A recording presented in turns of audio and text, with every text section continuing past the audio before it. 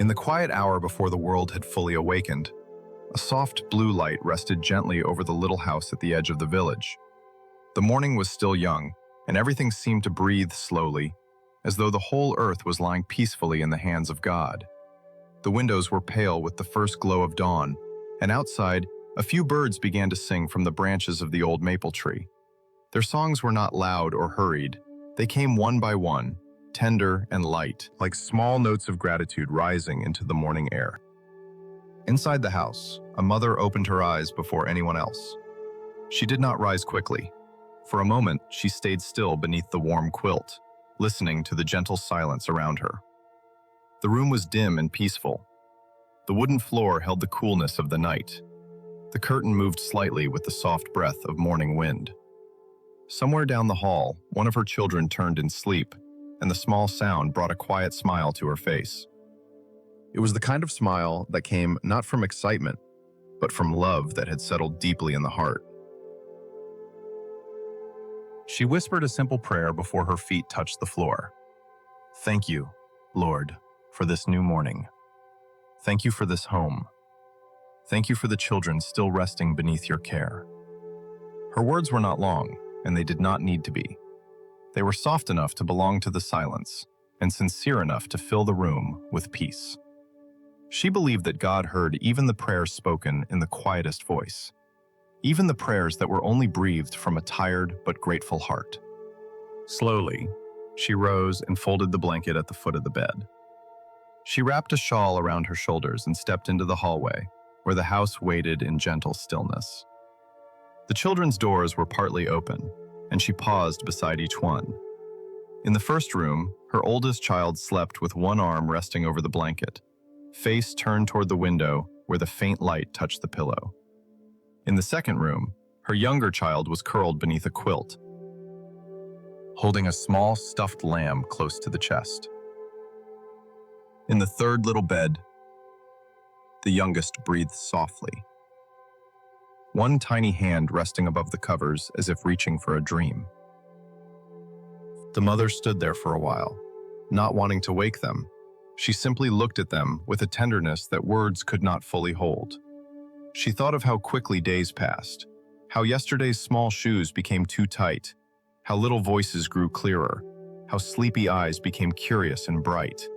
And yet, in that peaceful moment, nothing needed to be hurried. The children were safe. The house was warm. Morning had come quietly. God had carried them through another night.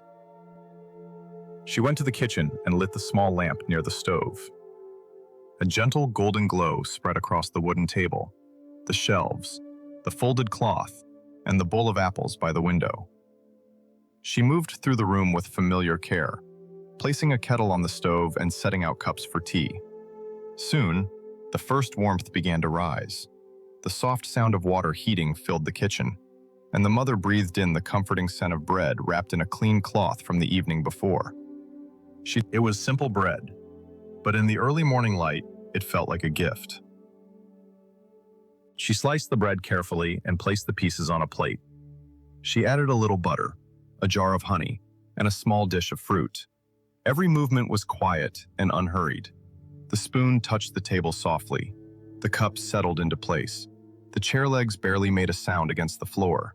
She had done these things many times, on mornings bright and mornings cloudy, on days when she felt strong, and days when her heart needed extra grace. But today, as the sky slowly brightened, even these ordinary tasks felt holy in their own gentle way. While the kettle warmed, she stepped to the window and looked outside. The village road was still empty. A thin mist rested over the grass, and the garden held tiny drops of dew on every leaf. The flowers near the fence had not fully opened yet, but their colors were beginning to show in the soft light. Far away, the little church bell rang once, then again, not loudly, but with a calm and steady tone that seemed to bless the morning. The mother closed her eyes for a moment and let the sound pass through her. She thought of the day ahead. There would be small things to do, as there always were. Meals to prepare, clothes to mend, lessons to guide, crumbs to sweep, questions to answer, and little hands to hold. There might be moments of noise, moments of tiredness, moments when one child needed patience and another needed comfort. But as she stood there in the quiet kitchen, she did not feel alone. She felt the gentle nearness of God, not as something dramatic or distant, but as a steady peace beside her, like morning light slowly entering the room. She poured the tea and sat for just a few minutes at the table before the children woke. The cup warmed her hands. The chair felt familiar beneath her. The house around her seemed to rest in a calm rhythm, and she allowed herself to rest with it. She did not need to solve the whole day before it began. She did not need to carry every concern all at once. She could receive this moment as it was, quiet, simple, blessed. "Lord," she whispered again, "help me love them well today. Help me speak gently. Help me notice the little blessings. Keep their hearts safe in your peace." The words drifted softly into the morning, mingling with the steam from the tea and the pale sunlight on the table. She did not pray with worry, but with trust. She knew she could not hold every part of her children's lives in her own hands, but she believed that God's hands were kind, patient, and strong enough to hold what she could not. Soon, a small sound came from the hallway. A door opened slowly. Tiny footsteps padded across the floor, and the youngest child appeared, sleepy-eyed and wrapped in a blanket. The mother turned and smiled, opening her arms without a word. The child came to her, leaning into her warmth, and for a moment the morning held them both in a quiet embrace. Outside, the sky grew brighter. Inside, the little home began to wake, and in that simple beginning, before the day became full, before voices rose and work began, there was peace. There was bread on the table, tea in the cup, light at the window, and love moving gently through the house.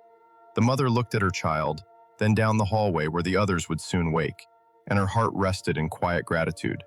This was not a perfect life, but it was a blessed one. And in the stillness of that morning, she felt, with humble certainty, that God was near. The youngest child stayed in the mother's arms for a little while, still wrapped in the softness of sleep, breathing quietly against her shoulder. The kitchen was warm now, filled with the gentle scent of tea, toasted bread, and the faint sweetness of honey waiting on the table. Outside the window, the morning mist lifted slowly from the garden, and the first sunlight spread over the grass like a soft, golden blanket. The mother held the child close and gently brushed a loose strand of hair away from the little forehead. She did not rush the moment. She simply let it be. Some mornings began with a great deal to do, but this one began with a sleepy child, a warm kitchen, and the quiet mercy of a new day. She whispered, almost too softly to hear, "Good morning, my little one," and the child answered with a small smile, still halfway inside a dream. Soon, the house began to wake in its own gentle way. A floorboard creaked down the hall. A door opened with a quiet sound. The oldest child stepped into the kitchen, rubbing sleepy eyes, hair untidy from the night. The mother smiled at the familiar sight. There was something tender about children in the morning, before the day had fully gathered around them, before their questions and energy filled the rooms. They seemed softer then, like little candles just beginning to glow. "Good morning," she said warmly. "The day is here." The oldest child sat at the table and looked toward the window, where sunlight touched the bowl of apples and made them shine. A few moments later, the middle child appeared, carrying the small stuffed lamb from bed, still quiet, still slow, still wrapped in the peaceful hush of dawn. The mother moved gently around the kitchen, serving breakfast with hands that knew every small rhythm of the morning. She placed bread on each plate, spread a little butter across the warm slices, and added a small drizzle of honey that caught the light like amber. She poured milk into cups and set the fruit where the children could reach it. There was nothing grand on the table, nothing expensive or rare, but the meal felt full of blessing. The bread had been kneaded with care. The fruit had ripened under sun and rain. The milk had been delivered early by a neighbor, who always left it quietly by the door.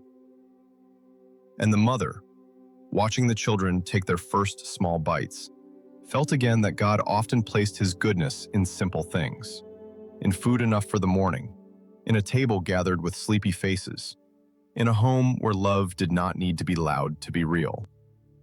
The children slowly grew more awake. The youngest swung little feet beneath the chair, barely reaching the floor. The middle child asked if the clouds would turn pink again in the evening. The oldest wondered whether the garden beans had grown taller overnight.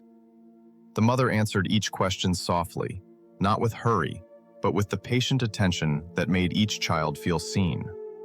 She knew that many of their questions were small, but she also knew that small questions often open the door to wonder. So she looked out the window with them and noticed the sky. She promised they could check the beans after breakfast. She smiled when the youngest held up a piece of bread and said it looked like a tiny hill.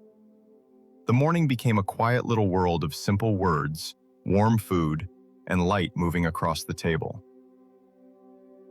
After breakfast, the mother began the gentle work of preparing everyone for the day. She wiped honey from small fingers, folded the cloth on the table, and gathered the plates near the sink. The children helped in their own imperfect but earnest way. The oldest carried cups carefully with both hands, walking as if carrying treasure. The middle child brushed crumbs from the table into one small palm, though half of them fell to the floor. The youngest tried to help by holding a spoon, then forgot the task and began tapping it softly against the chair. The mother did not scold. She only laughed quietly and guided the little hands. "Thank you," she said to each of them, because even small help deserved gratitude. In her heart, she thought that children learned kindness not only from being instructed, but from being welcomed into the gentle work of love. When the table was cleared, the children followed her to their rooms to dress. The hallway was brighter now, touched by morning light that turned the wooden walls warm and honey-colored. The mother opened drawers and chose simple clothes for the day: a blue shirt for one child, a soft brown sweater for another, a little dress with tiny flowers for the youngest. She helped with buttons that would not fasten, sleeves that twisted, socks that disappeared under blankets, and shoes that seemed always to hide just when they were needed. Each task was small, and yet each one carried a tenderness of its own. A button fastened slowly beneath patient fingers, a collar smoothed gently, a loose shoelace tied once, then again, so it would hold. The mother's hands were not idle hands. They were hands of quiet service, moving through the morning like a prayer without words. The oldest child tried to tie a shoelace alone and frowned when the knot came undone. The mother knelt beside the child and watched for a moment before helping. "Try once more," she said gently, slowly this time. The child tried again, small fingers looping the lace with careful concentration. The knot was uneven, but it held. The mother smiled as if it were a great accomplishment, because in a child's world, it was. The child looked up with quiet pride, and the mother placed a hand on the small shoulder. "Well done," she whispered. She thought about how many little victories filled the childhood: a tied shoe, a poured cup, a remembered kindness, a brave apology, a shared piece of bread. To the world, they might seem small. To a mother, they were sacred little steps. In the next room, the middle child could not find the stuffed lamb and began to look worried. The mother paused her folding and helped search beneath the quilt, beside the bed, under the chair, and near the window. The youngest followed behind, whispering, "Lamb, where are you?" as if the toy might answer. At last, they found it tucked behind a pillow, safe and soft and waiting. The middle child hugged it tightly, and the mother smiled with relief. "There it is," she said. "Some things are not lost. They are only hidden for a little while." The words were simple, spoken lightly, but as she said them, the mother felt a quiet truth inside them. There were days when peace felt hidden too, and strength, and patience, and hope. But God was gentle, and often He helped His children find what they needed again, tucked quietly beneath the ordinary moments of life. Later, while the children gathered near the back door, the mother packed a small basket for the morning. She placed inside a few slices of bread wrapped in cloth, 2 apples, a small jar of water, and a little bundle of mended handkerchiefs for a neighbor who had been unwell. The children watched her carefully. "Are we visiting Mrs. Hale today?" the oldest asked. "Only for a few minutes," the mother answered. "We will leave these by her door and wish her a peaceful morning." The middle child asked if Mrs. Hale would feel better. The mother paused and tied the basket cloth with slow fingers. "We will pray that she does," she said softly. "And we can show love in small ways while she rests." The children accepted this with the gentle seriousness children often have when kindness is explained simply. Before they left, the mother gathered them near the window, where the morning light was strongest. She did not make a long lesson of it. She only took their small hands in hers and bowed her head for a moment. "Dear Lord," she prayed quietly, "thank you for this day, for this home, for food on the table, and for the love you place in our hearts. Help us be gentle today. Help us notice what is good. Help us share kindness wherever we go. Amen." The children whispered, "Amen," in different little voices, some clear, some sleepy, some barely more than breath. The mother opened her eyes and looked at them with deep affection.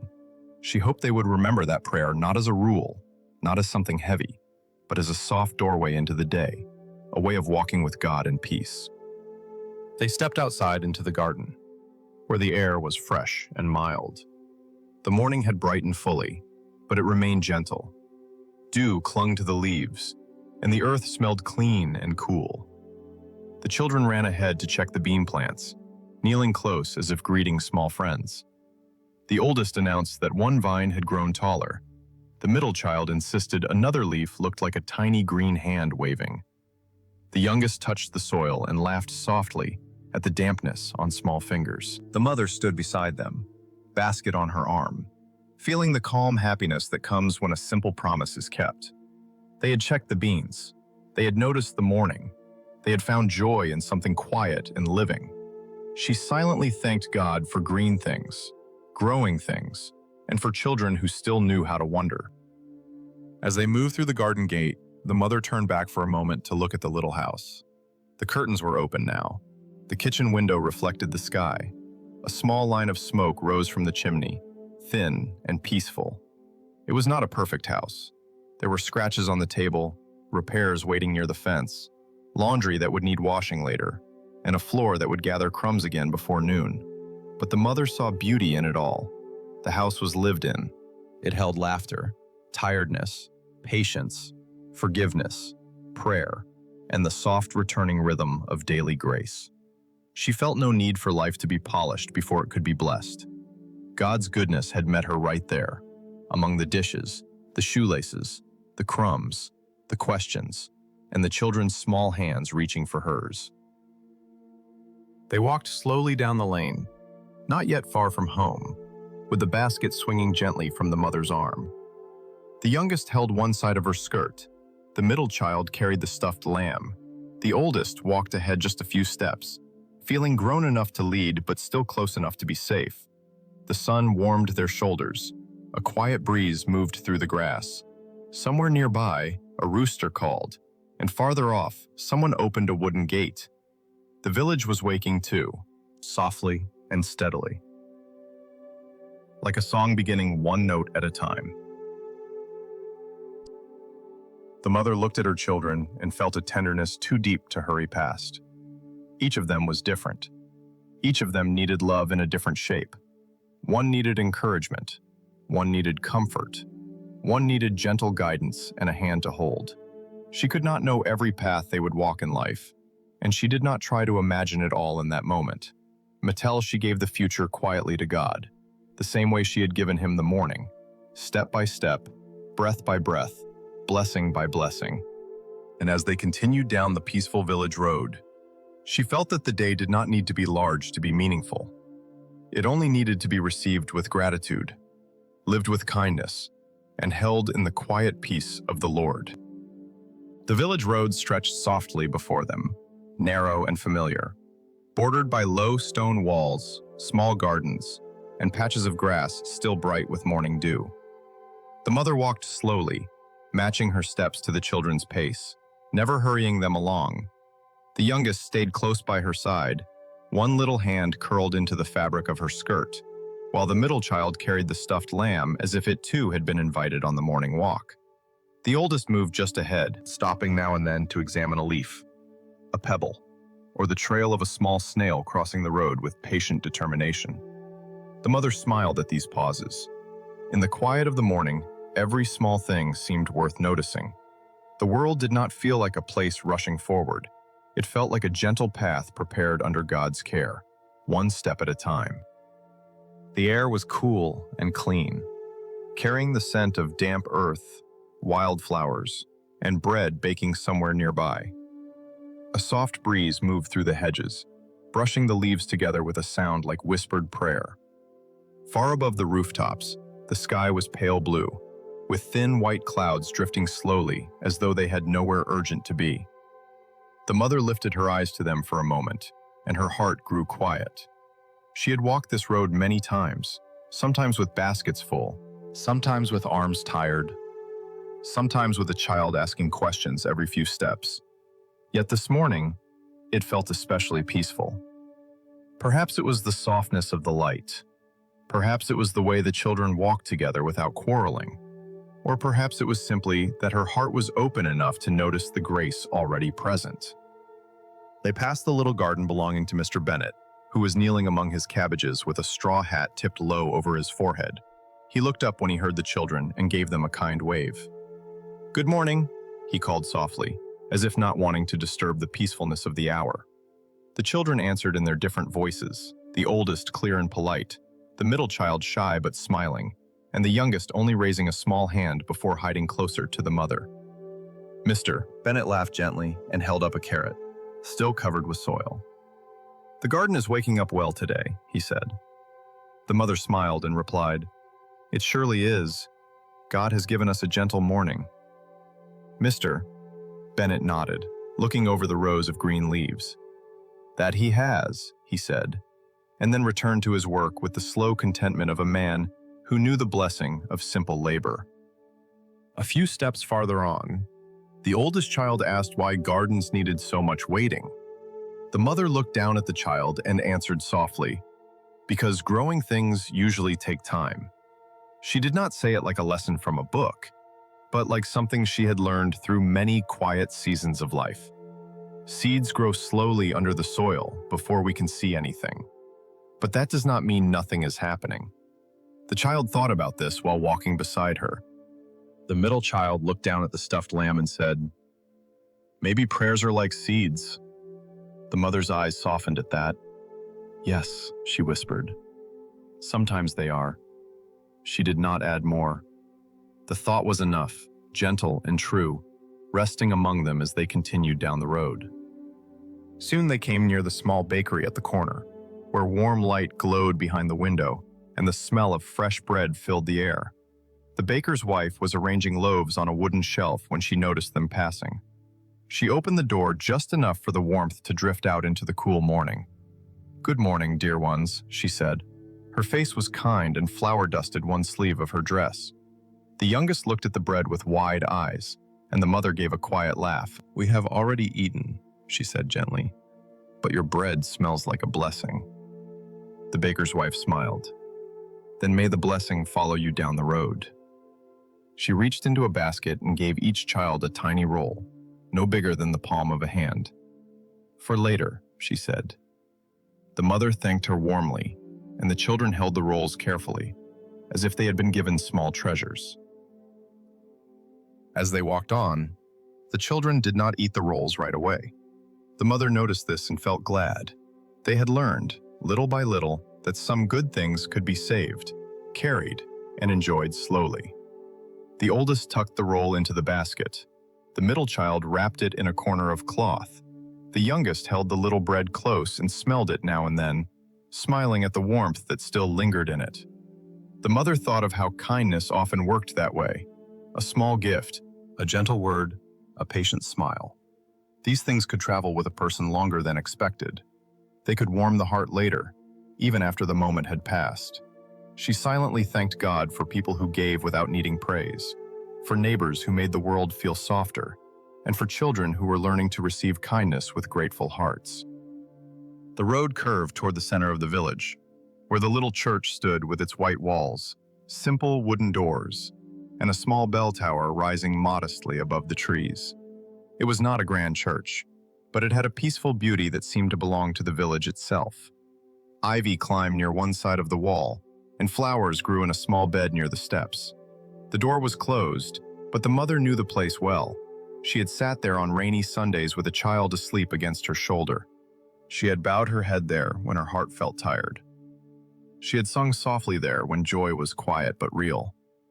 Now, as they passed, she slowed her steps without thinking. The children became quiet too, perhaps because they felt the stillness of the place, or perhaps because their mother's quietness invited theirs. The youngest pointed to the bell tower and asked if the bell was sleeping. The mother smiled. Maybe it is resting until it is time to ring again. The middle child looked up and said, "Does God hear the bell?" The mother looked at the church, then at the sky above it. "I believe God hears every sound of love," she said softly. "Bells, songs, prayers, and even kind thoughts we never say out loud." The oldest walked silently for a moment, then asked, "Even when we pray very quietly?" The mother nodded. "Especially then. Perhaps God is not far away from quiet prayers." The children seemed comforted by that, and the mother was comforted too. Her own prayers were often quiet, spoken while washing cups, folding shirts, closing doors, or watching the children sleep. It eased her heart to remember that none of them were too small to be heard. They continued past the church and onto a lane lined with cottages. Smoke rose thinly from chimneys. A gray cat sat on the windowsill, blinking at the morning sun. Someone shook out a cloth by the doorway, and somewhere behind a fence, chickens scratched in the straw. The village was awake now, but still gentle. Voices were low. Doors opened slowly. The sound of a broom sweeping a front step blended with the distant tapping of a hammer from the carpenter's shed. The mother felt a deep fondness for the ordinary music of the place. It was not a perfect village, and every home had its own burdens, but in the morning light, it seemed held together by small acts of care. Bread baked before sunrise, gardens tended, fences mended, neighbors greeted, children guided, prayers whispered. At the end of the lane stood the cottage of Mrs. Hale, the neighbor who had been unwell.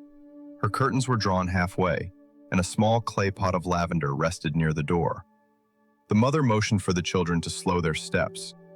"We will be gentle here," she whispered. The children nodded with the careful seriousness of those entrusted with a quiet task. The mother lifted the cloth from the basket and took out the bundle of handkerchiefs, the slices of bread, and one of the apples. She placed them neatly in a small covered basket by the door. The oldest child added the little roll from the bakery without being asked. The mother noticed but said nothing at first.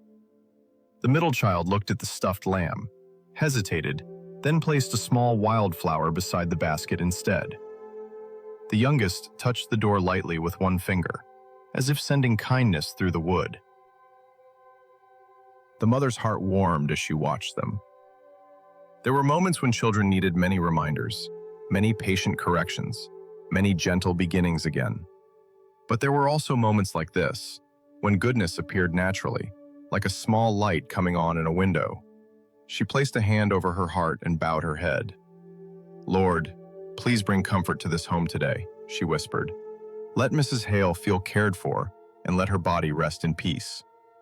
The children bowed their heads too, each in their own way. No one prayed loudly. No one needed to.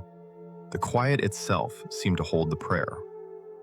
Then the mother stepped back, took the youngest child's hand again, and led them softly away from the cottage. As they walked, the oldest child asked, "Will she know it was us?" The mother considered the question. "Perhaps," she said, "but it is all right if she does not." The child looked puzzled. "Why?" The mother smiled gently. "Because kindness does not always need to be seen by people. God sees it, and sometimes that is enough." The oldest thought about this. The middle child hugged the stuffed lamb and said, "Maybe it will make her smile when she opens the door." "Yes," the mother said. "That would be a lovely blessing." The youngest looked back toward the cottage and whispered, "Feel better." The mother squeezed the little hand she held, grateful for the tenderness that children could offer so simply. The path beyond Mrs. Hale's cottage led toward a small meadow where the grass grew soft and bright. The mother did not need to go there, but the morning was calm, and she sensed the children had more quiet wonder to spend before returning home. So she led them through a wooden gate and into the meadow, where sunlight rested on the wildflowers, and bees moved lazily from bloom to bloom. The children spread out a little, still within sight, exploring the gentle world around them. The oldest crouched to watch an ant carry a crumb across a stone. The middle child gathered fallen petals in one hand. The youngest sat in the grass and held the stuffed lamb upright, as though showing it the view. The mother stood near the gate, breathing in the sweetness of the meadow and feeling her own thoughts grow slow and peaceful. There, beneath the wide morning sky, she felt again the quiet truth that had been with her since dawn. She was not walking through the day alone. God was present in the warmth of bread, in the patience of growing seeds, in the ringing of a church bell, in the kindness left at a neighbor's door, and in the small hands of her children learning how to love. She did not need a grand sign to believe that grace was near. She could see it in the sunlight on the grass, hear it in the children's soft voices, and feel it in the steady peace that settled over her heart. The day was still young. There would be more work waiting at home. There would be dishes, laundry, questions, and perhaps a few tired tears before evening.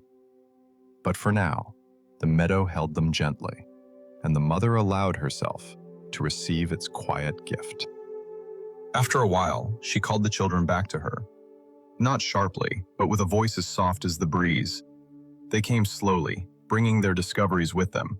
A smooth stone, a yellow petal, a story about the brave ant, and a few blades of grass tucked into the youngest child's sleeve. The mother listened to each report as if it mattered, because to the children it did. Then she brushed grass from their clothes, straightened a collar, and gave each child a small drink of water from the jar in the basket.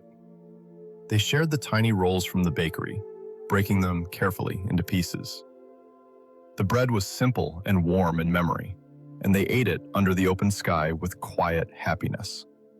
The mother took only a small piece for herself, but it tasted sweet to her because it was shared.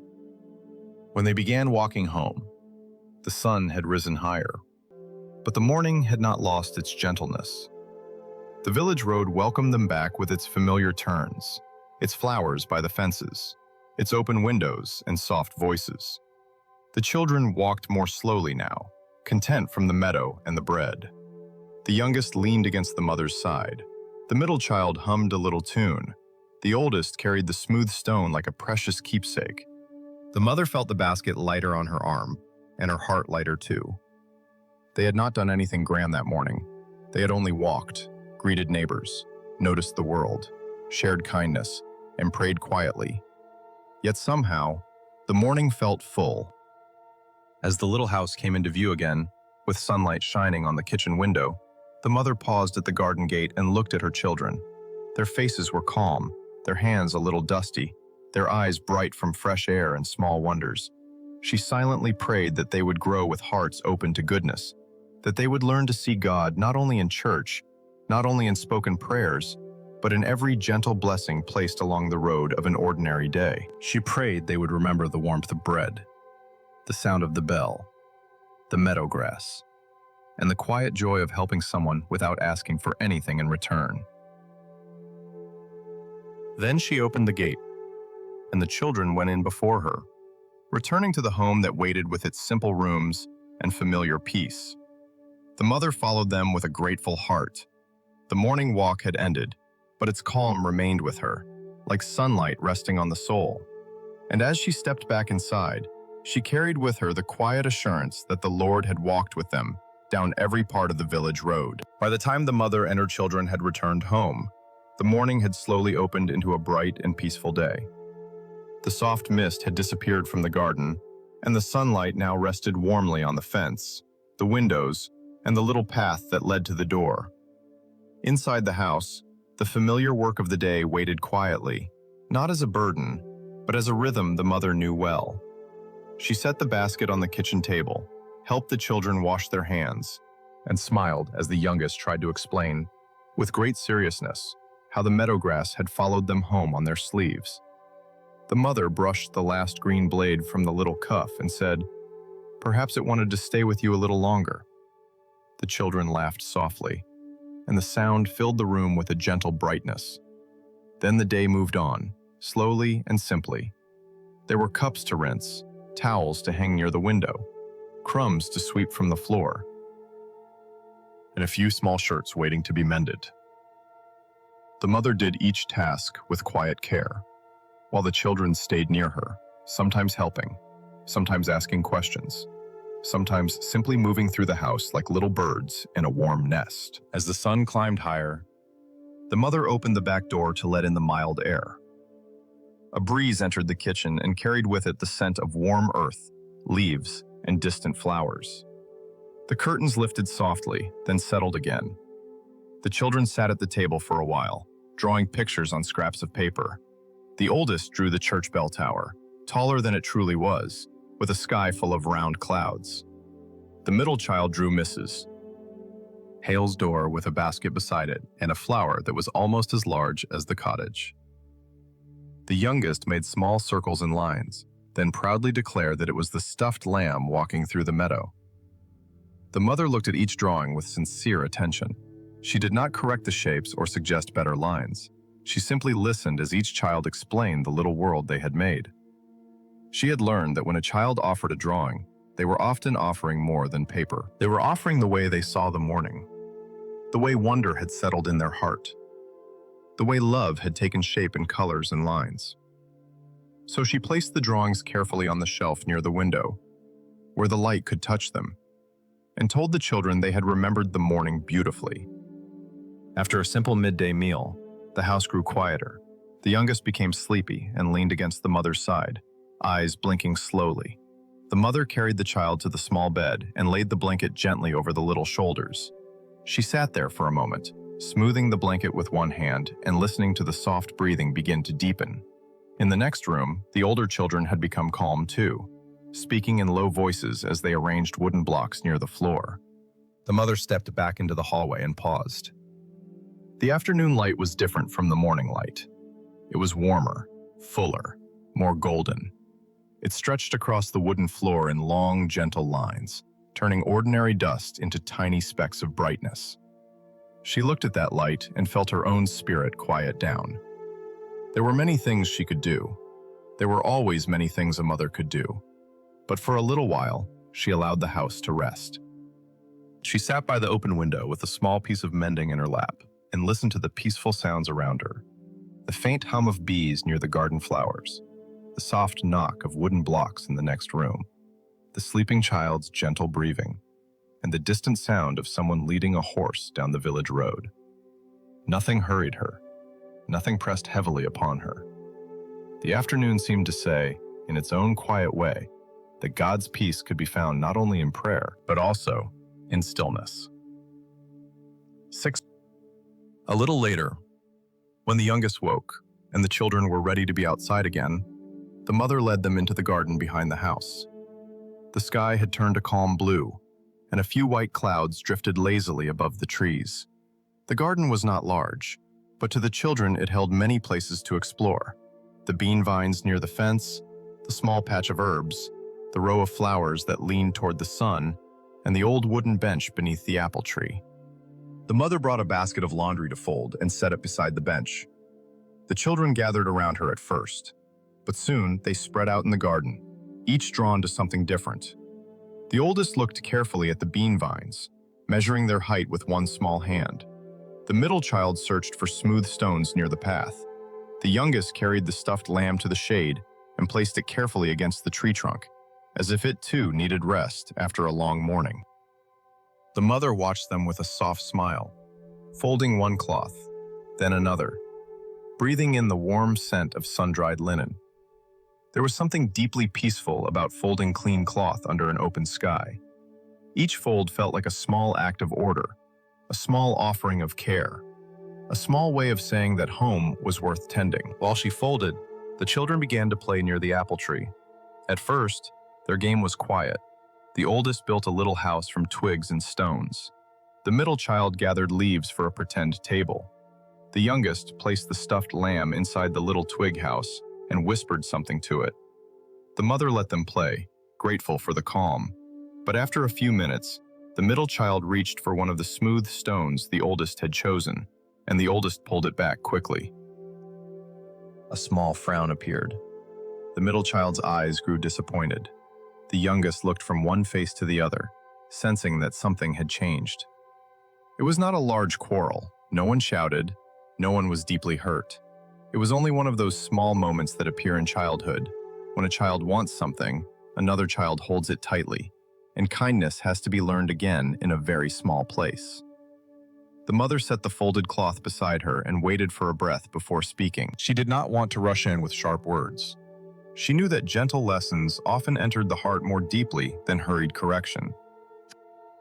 She walked over and knelt beside them in the grass. "What happened, dear ones?" she asked softly. The oldest held the stone close and said, "I found this one first. It is for the chimney." The middle child looked down and whispered, "I only wanted to use it for the table." The mother nodded, listening to both as though each feeling mattered, because it did. "It is hard when two people want the same thing," she said. The children were quiet.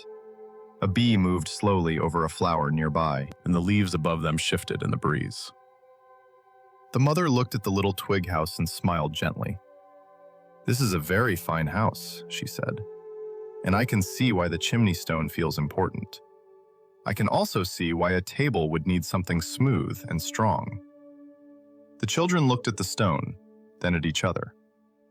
The mother continued, "Kindness does not always mean giving up everything. And it does not mean pretending we do not care. Sometimes kindness means pausing long enough to ask, how can we make room for someone else too?" The oldest child looked at the stone again. The middle child picked at a blade of grass. The mother waited. She had learned that children often needed a little silence to find the good answer already growing inside them. At last, the oldest said, "Maybe it can be the chimney first, and then the table." The middle child thought about this and nodded slowly. "And I can find another stone for the table legs." The mother smiled, not too brightly, but with deep warmth. "That sounds very wise." Then she placed one hand gently on each child's shoulder.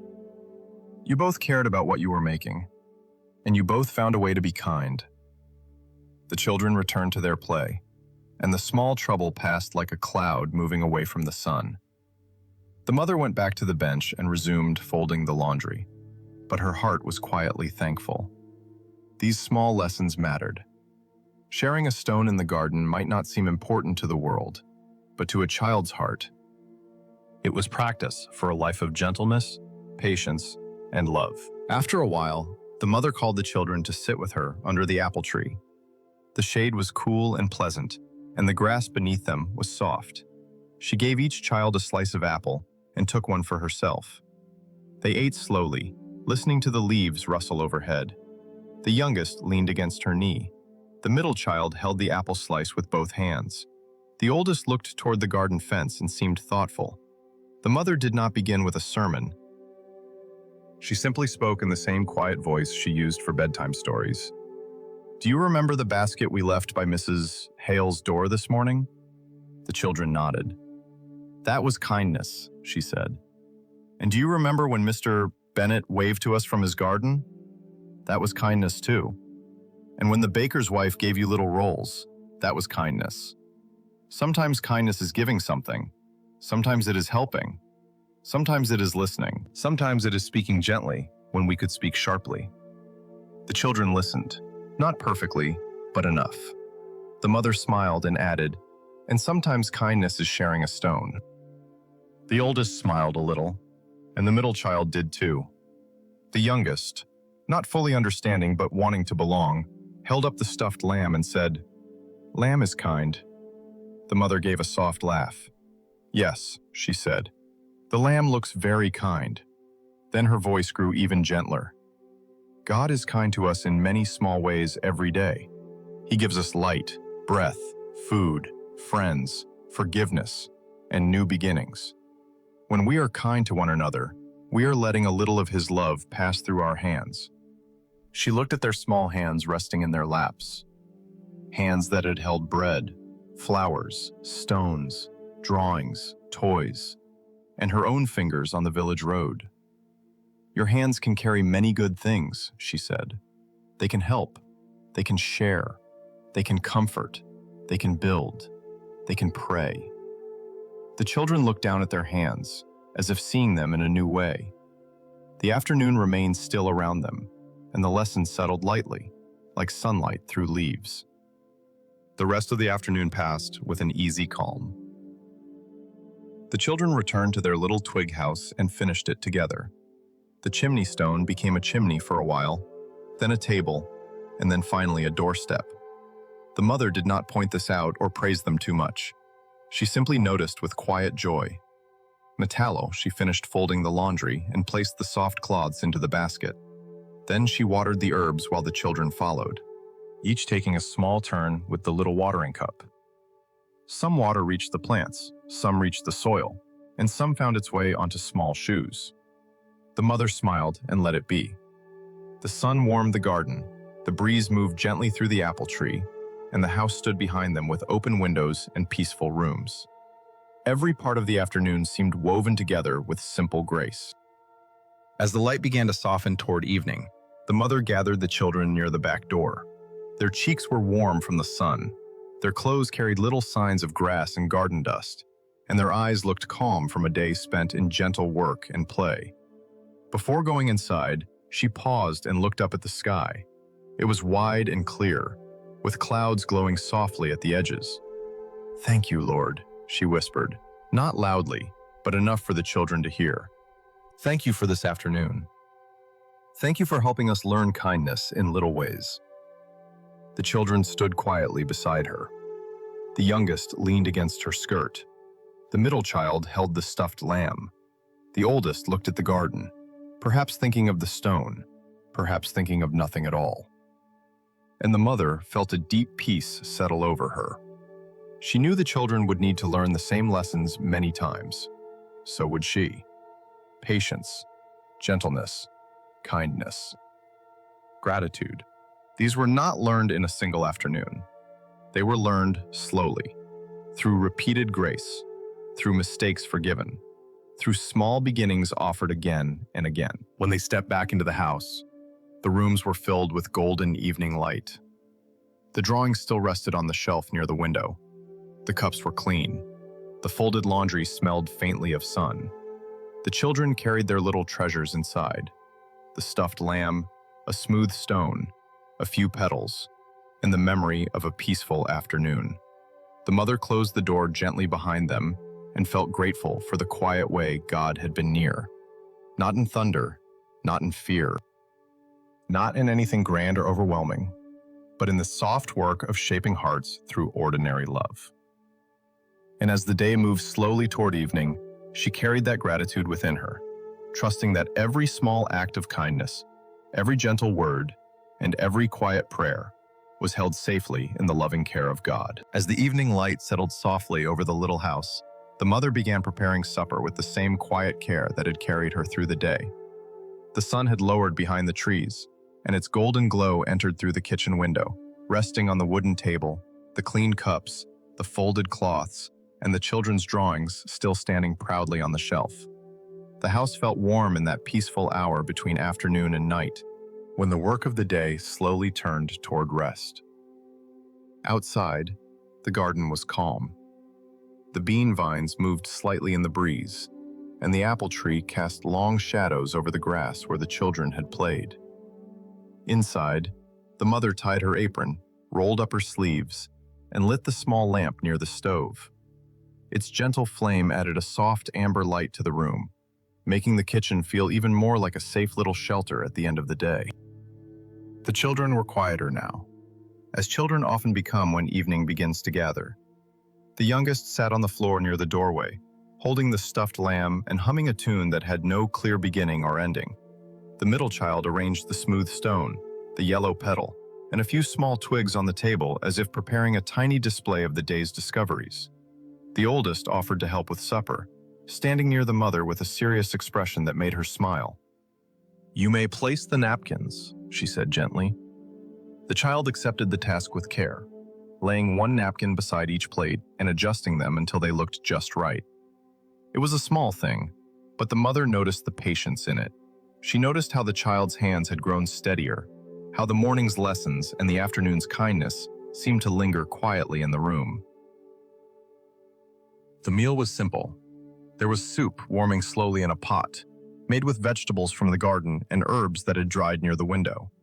There were slices of bread, a little butter, and the last of the apples cut into gentle half-moons. Nothing about the supper was grand, yet everything about it felt comforting. The soup gave off a mild, earthy fragrance as it warmed. The bread, though not freshly baked, became soft near the stove. The butter shone pale and smooth in a small dish. The mother stirred the pot slowly, listening to the wooden spoon move through the soup with a quiet rhythm. She had always loved the sound of supper being made, the soft clink of a bowl, the gentle scrape of a chair, the low bubbling of soup, the hush of evening air at the window. These were not sounds that demanded attention. They simply filled the home with reassurance, saying in their own way that the day had been received, the table was being prepared, and there would be rest. The children came one by one to help in small ways. The middle child carried spoons to the table, placing two too close together before carefully moving them apart. The youngest wanted to help too, so the mother gave the little one a folded cloth to carry.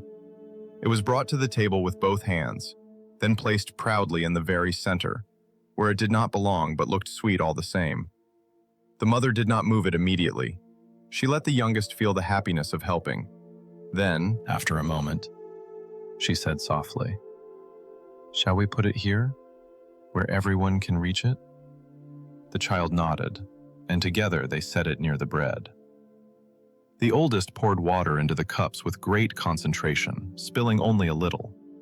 The mother wiped the drops with the corner of her apron and thanked the child for being careful. In that warm kitchen, every small effort seemed to matter. Every child had a place. Every hand could help. Every simple task became part of the evening's quiet blessing. When the supper was ready, the mother called them gently to the table. Chairs shifted softly. Little feet climbed up. The youngest placed the stuffed lamb on a nearby chair, as though it too were part of the family gathering. The mother smiled but said nothing. She ladled soup into each bowl, watching the steam rise in pale ribbons toward the lamplight. The children waited, not perfectly, but peacefully enough. The room grew still for a moment, and the mother rested both hands lightly on the edge of the table. She looked at the faces before her, the oldest trying to sit tall, the middle child watching the steam curl upward, the youngest blinking sleepily beside the bowl. Her heart filled with a tenderness that was almost too deep for words. There had been many small moments in the day, many ordinary movements from waking to walking to working to resting, and now they had all arrived here, gathered at the table in the gentle light. Before they ate, she bowed her head. The children followed. "Dear Lord," she prayed softly, "thank you for this food, for this home, and for the hands that help prepare our table. Thank you for the kindness we received today, and the kindness you helped us share.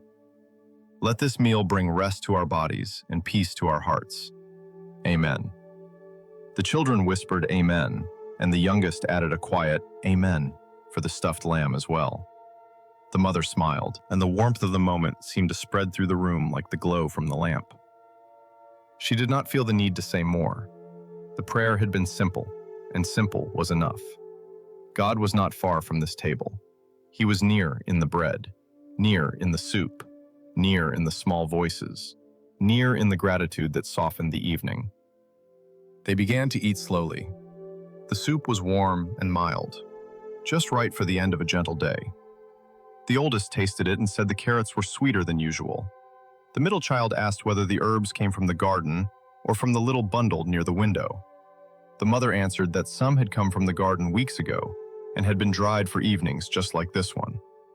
The youngest dipped bread into the soup and watched it grow soft, then smiled as if discovering a quiet wonder. The mother took her own spoonful and felt the warmth settle within her. She had eaten this kind of meal many times before, yet tonight it tasted especially peaceful. Perhaps it was because the table held not only food, but memory. The morning light, the village walk, the basket left by the door, the meadow grass, the garden lesson, and the children's small kindnesses gathered like blessings around them. As they ate, the mother invited each child to name one good thing from the day. She asked gently, not as a rule, but as a soft little practice of gratitude. The oldest thought for a moment and said, "The bean vine grew taller." The mother nodded warmly. Yes, it did. The middle child said, "Mrs. Hale will find the flower." The mother's eyes softened. That was a kind thing to remember. The youngest lifted the stuffed lamb slightly and said, "Lamb liked the meadow." The mother smiled. Then we are thankful for the meadow too. The children looked to her then, waiting for her answer. She looked around the table, at the bowls, the bread, the soft lamplight, and the faces she loved. "I am thankful," she said slowly, "that God gave us this day together." The words were quiet, but they filled the room with a calm and steady sweetness. The conversation at the table moved in small, peaceful circles. The children spoke about the cat on the windowsill, the baker's warm rolls, the brave ant in the meadow, and the stone that had been a chimney, then a table, then a doorstep. The mother listened with patience, adding a gentle word now and then. She did not hurry the meal. She knew that supper was not only for filling hungry bodies, it was also a time for gathering the pieces of the day and placing them gently into memory. Around the table, children learned that their thoughts were welcome, that their little stories mattered, that gratitude could be spoken aloud, and that home was a place where the day could be laid down without fear. The mother hoped, quietly, that when they were older, they would remember evenings like this, not because anything extraordinary happened, but because they had felt safe, heard, and loved. Outside, the light continued to fade. The sky beyond the window turned from gold to pale rose, then slowly into lavender blue. A few birds crossed above the garden, their wings dark against the softening sky. The mother rose to light one more candle near the window, and its flame flickered gently before becoming still. The children watched it for a moment, soothed by the small glow. The kitchen felt wrapped in quietness now. Even the sounds of the village had grown softer. Somewhere far down the road, a door closed. A dog barked once, then settled. The evening breeze moved through the leaves with a sound like a lullaby. The mother returned to her chair and felt the peaceful weight of the day resting around them. Not heavy, but complete. When the bowls were nearly empty, the oldest asked whether Mrs. Hale might be eating the bread they left for her. The mother looked toward the window, as if she could see the cottage beyond the village lanes. "Perhaps she is," she said, "or perhaps she is saving it for later." The middle child asked if they could visit again another day. "Yes," the mother answered. "When she is ready for visitors, we will go gently." The youngest placed a small piece of bread near the stuffed lamb and whispered, "For later." The mother watched this with a quiet smile. The children were learning in small ways that love could be carried forward, that kindness did not end after one morning, that care could return again and again like the light returning each day. After supper, they cleared the table together. The mother carried the bowls to the sink, and the children brought the spoons, the cups, and the folded napkins. There were a few spills, a few crumbs, and one spoon that somehow found its way beneath a chair, but the work remained peaceful. The mother filled the basin with warm water, and steam rose softly as she washed the dishes. The oldest dried them carefully. The middle child put away the napkins. The youngest stood nearby with the stuffed lamb, offering encouragement in the form of sleepy humming. The mother looked at the small scene and felt grateful for the quiet order of it. Not perfect order, not spotless order, but loving order. The kind that comes when a family moves together through the ordinary needs of an evening. As she washed the last cup, the mother looked down at her hands in the warm water. They were tired hands now. They had folded blankets, sliced bread, tied shoes, carried a basket, mended cloth, poured soup, wiped spills, and held children close. Yet as tired as they were, she felt no bitterness in them. She felt a humble gratitude. These hands had been given work to do, and much of that work was love. She thought again of her quiet prayer from the morning, "Help me love them well today." She had not done everything perfectly. No mother ever did. There had been moments when she had needed patience, moments when she had taken a slow breath before answering, moments when she had quietly asked God for gentleness. But grace had been there. Enough grace for the morning, enough grace for the road, enough grace for the garden, enough grace for the table. When the dishes were done, the kitchen seemed to exhale. The table was wiped clean. The candle burned low and steady. The children's drawings still watched over the room from the shelf. The mother took the small display of stone, petal, and twigs and placed it carefully beside the drawings, as if the whole day had become a little offering of memory. The children stood near her, pleased to see their treasures honored. "Tomorrow," the oldest said, "maybe the bean vine will be even taller." "Well, maybe," the mother replied. The middle child whispered, "And maybe Mrs. Hale will feel better." "We can pray so," the mother said gently. The youngest leaned against her leg and yawned. The stuffed lamb pressed close. The evening was moving toward bedtime now, softly and surely. Before leaving the kitchen, the mother opened the door for a moment and let the children look out at the garden. The air had cooled, and the first evening stars were beginning to appear faintly above the trees. The sky was deepening into blue, and the apple trees stood quiet in the shadows. The garden, so full of play in the afternoon, now seemed ready for sleep. The mother wrapped her arms lightly around the youngest and stood with all three children in the doorway. No one spoke for a little while. They simply looked out together. The mother felt that silence can sometimes teach the heart what words cannot. The children did not need to understand everything about God's care. They only needed, for now, to feel peace, to know they were loved, and to learn that each day could end in gratitude. At last, she closed the door gently and led them back inside. The house was dimmer now, quieter, warmer. Supper was finished. The dishes were clean. The table was ready for morning. The children were sleepy, their voices softer, their steps slower. The mother looked around the kitchen one last time and whispered, "Thank you, Lord."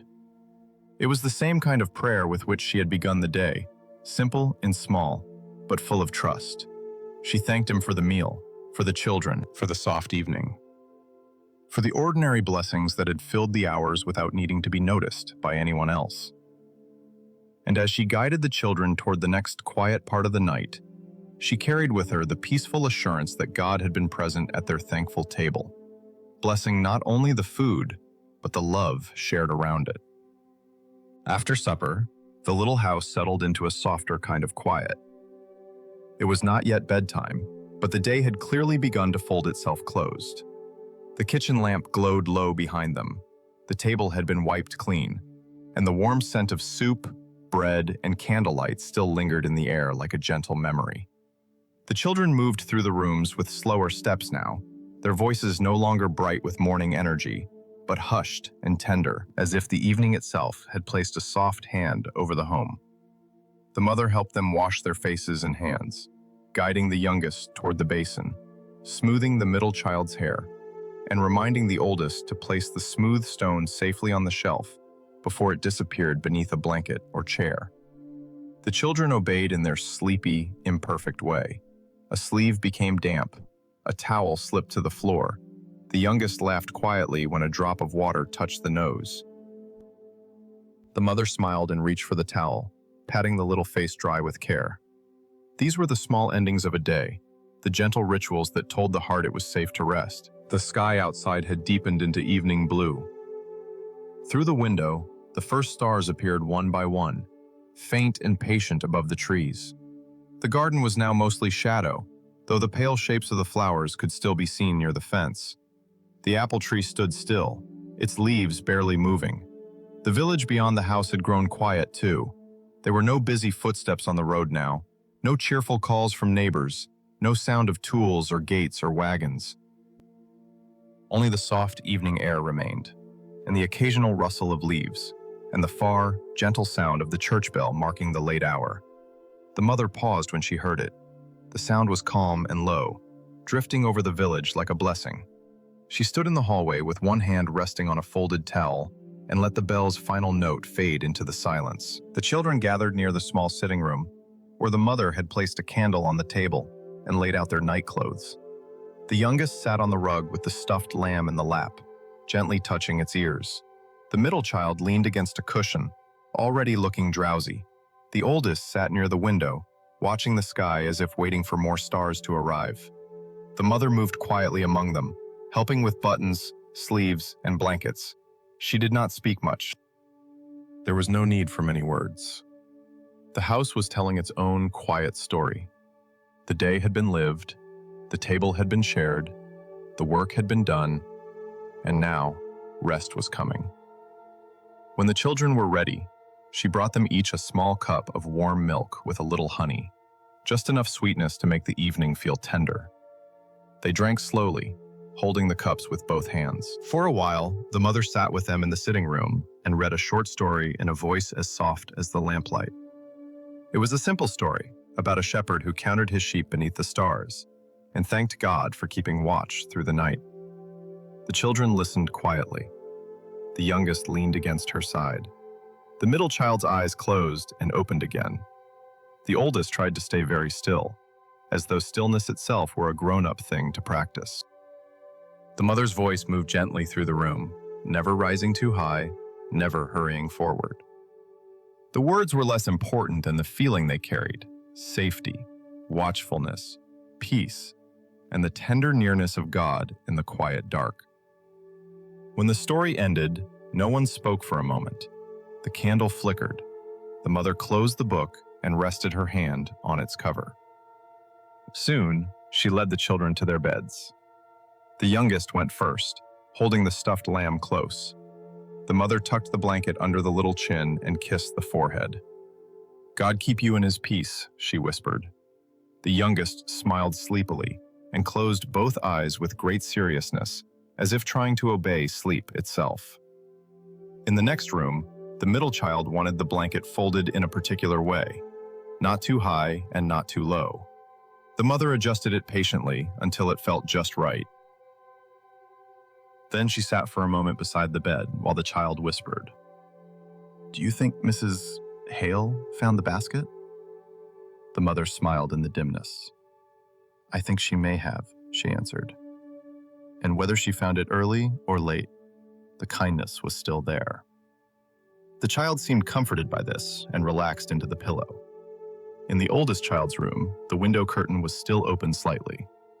The child looked toward the sky and asked if prayers could travel farther than stars. The mother stood beside the bed and looked out with the child. "God hears them before they travel anywhere," she said gently. "He is already near." The oldest thought about that, then nodded quietly, as though placing the answer somewhere safe inside. When all three children were finally tucked beneath their blankets, the mother walked once more through the little hallway. She left each door partly open. She listened for a moment to the soft sounds of settling, a blanket shifting, a small sigh, a sleepy whisper, then stillness. The house had entered that tender hour when everything seemed fragile and peaceful at once. The mother returned to the sitting room and lowered herself into the chair by the window.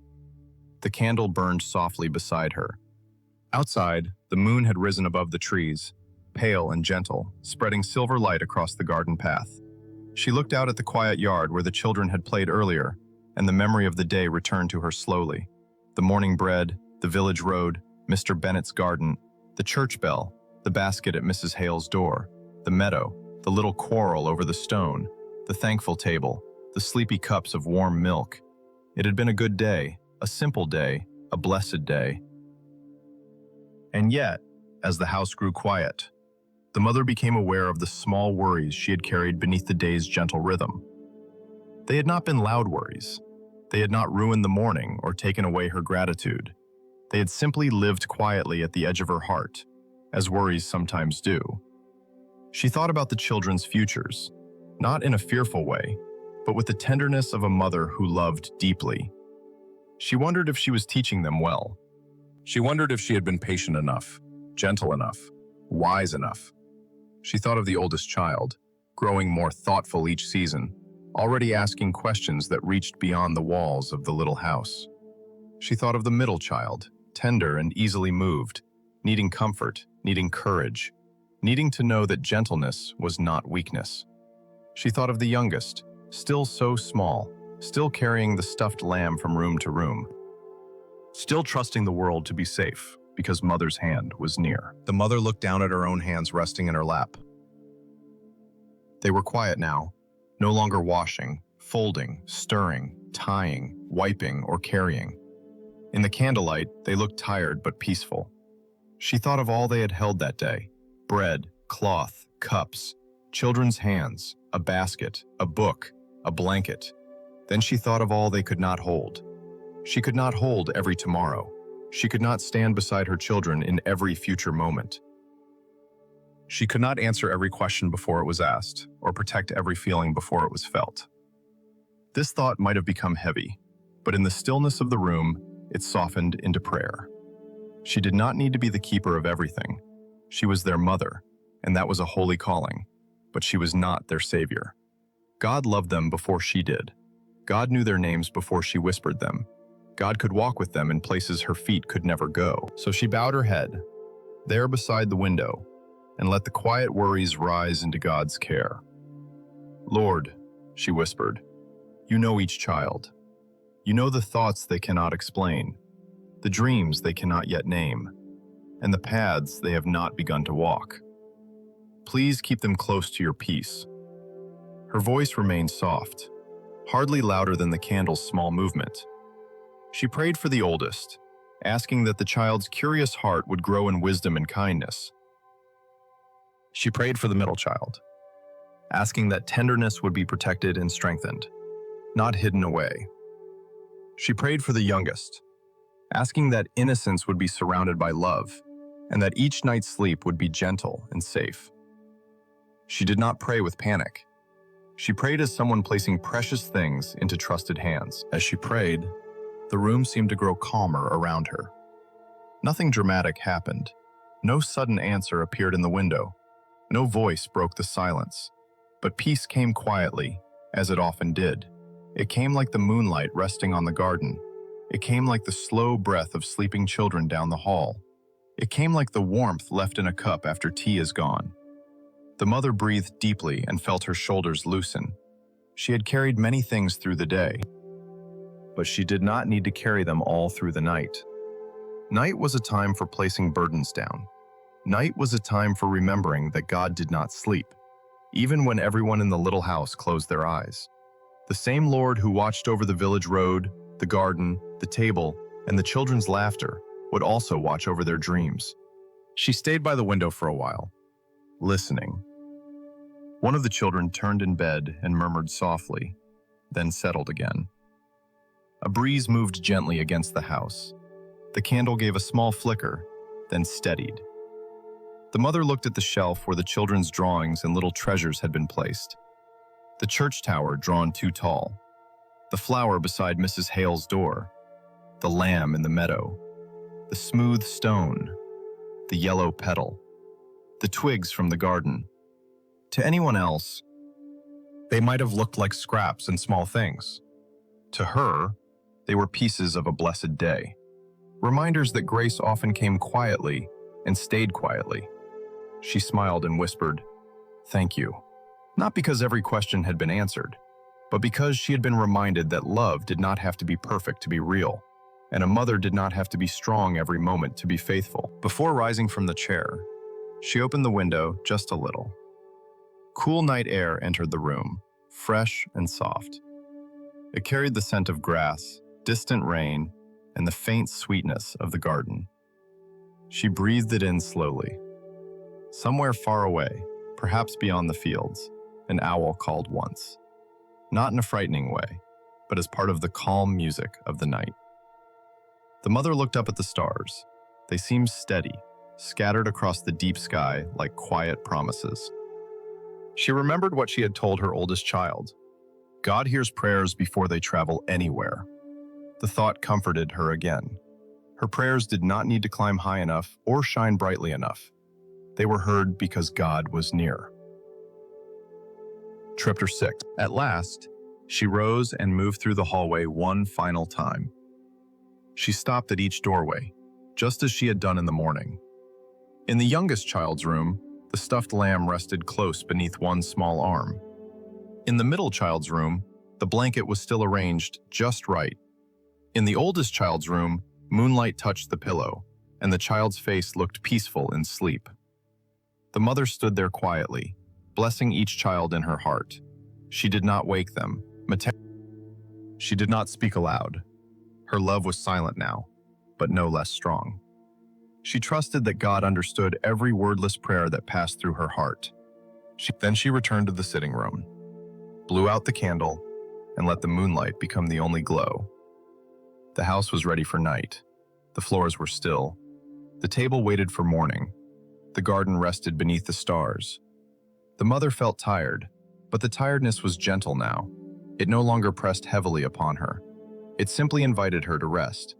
She had given the day to God piece by piece, and now she gave him the night as well.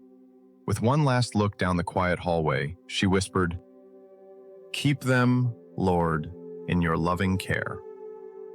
And in the peaceful silence that followed, her heart believed that he would. The house was quiet beneath the moonlight, wrapped in the soft stillness that comes only after a long and gentle day has finally come to rest. The rooms that had been filled with small footsteps, warm voices, questions, laughter, and the simple music of family life were now calm and dim.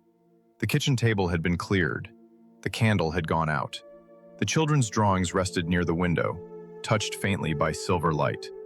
Outside, the garden slept beneath the stars, the bean vines still against the fence, the apple trees standing peacefully in the cool night air, and the little path shining pale where the moonlight fell upon it. The mother stood for a moment in the hallway, listening to the gentle quiet of her children sleeping. Each room held its own small piece. The youngest slept with the stuffed lamb tucked close beneath one arm, breathing softly, with one hand open on the blanket.